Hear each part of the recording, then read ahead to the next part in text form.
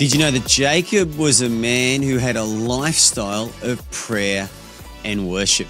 Hi, my name's Andrew. This is Faith Boost, and I'm here today to boost your faith with ancient secrets that still work in the modern world. Well, we are still looking at the life of Jacob. There's just so much in there, so many goodies jam-packed into one life. And one of the things people forget about Jacob is that, it wasn't just that he was blessed and his brother wasn't blessed. Jacob was a man that lived a lifestyle of prayer and worship. In chapter 35 of Genesis, in verse 7, it says that Jacob built an altar there and called the place El Bethel, because there God appeared to him when he fled from the face of his brother. This was a place where God had revealed himself to Jacob, but Jacob, in response to that encounter, he builds an altar there. He builds a place of worship. He builds a place of prayer. Now, this was not just a one-off in his life. There's many other occasions when we see Jacob building altars, when we see Jacob praying and seeking God. And this should encourage all of us, because we know Jacob wasn't perfect. We know he lied and he was a bit dishonest at times. He had his weaknesses. He had his faults. He was afraid at times. He was afraid of his brother Esau. He fled from his brother. But one thing I see which is consistent in his life, and I believe a real key to his life, is that he was a man of prayer and a man of worship. And this should encourage us, because we can all do this. None of us can be perfect.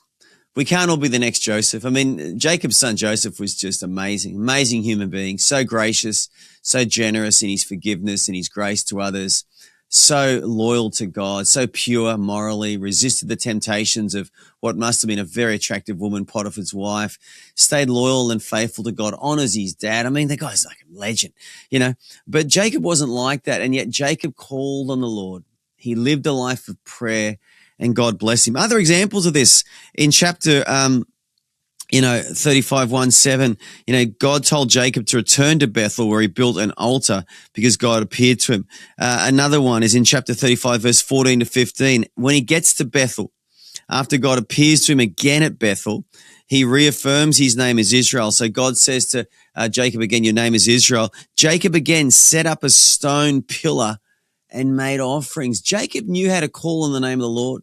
Now, for him, it was building a physical altar, getting a stone, all that stuff. We don't need to do that. We don't need to get all weird about this. Prayer can be as simple as in your car, driving along, put a bit of worship music on and just say, oh God, I thank you for today. I thank you for this opportunity to be alive again today, to serve you in some capacity at work, at study, at home, or maybe I'm going to church. I'm involved in a small group, a youth group, whatever I do for God, wherever I am, just thank God for an opportunity. That's what prayer is. It's a sacrifice, because you're offering up your time to God. So for Jacob, it was, sacrificing on physical altars. We don't need to get weird about it and do that sort of stuff. Look, I've even seen people with prayer shawls and stuff. It's like, you don't really need that. If you really want to put some special shawl on to make you pray more, great. But hey, Paul and Silas didn't have a prayer shawl in the jail at Philippi. They just had their hearts. God looks at the heart. He doesn't need physical things. God just looks at our hearts. But my point is this: Jacob had a lifestyle of prayer and worship. Another example, at Beersheba in chapter 46, verse 1 of Genesis, the Bible says that before going down to Egypt to see Joseph, Jacob offered sacrifices to God at Beersheba. Now, that's the story when Joseph finally sends word to his dad, Jacob, hey, I'm still alive. And at first, Jacob couldn't believe it. He's like, what? My son was dead.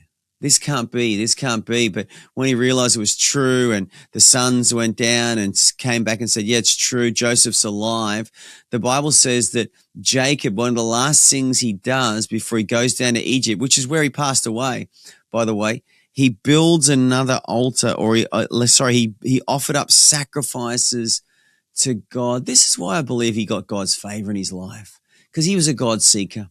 And as I said earlier, this can encourage all of us, and it should encourage all of us, that you can't be perfect. I can't be perfect, but you can be a God seeker. The Bible says, enter his gates with thanksgiving in your hearts. Enter his courts with praise. I will say, this is the day that the Lord has made. I will rejoice, for you have made me glad. We can all do this as a lifestyle.